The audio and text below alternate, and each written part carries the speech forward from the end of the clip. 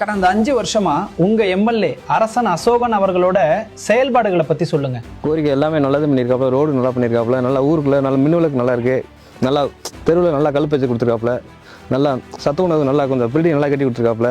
மக்கள்கிட்ட அவரோட அணுகுமுறை எப்படி இருக்கும்? அப்பப்போ அடிக்கடி வராப்புல, என்ன கேட்டாலும் கொஞ்சம் உடனே செய்யறாப்புல, பிரச்சனை இல்லாமல் கொஞ்சம். வரப்போற எலெக்ஷன்ல சிவகாசியில மறுபடியும் அவர் காங்கிரஸ் வேட்பாளரா போட்டிடுறாரு. ஸோ மக்கள் ஆதரவு அவருக்கு எப்படி இருக்கும்? நல்லா எப்படி 90% கொஞ்சம் வாய்ப்பு இருக்குங்க.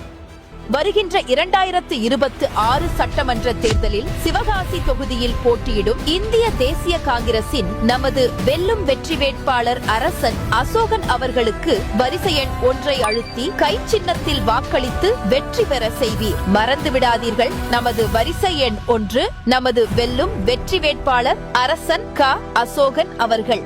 நமது வெற்றி சின்னம் கை சின்னம்.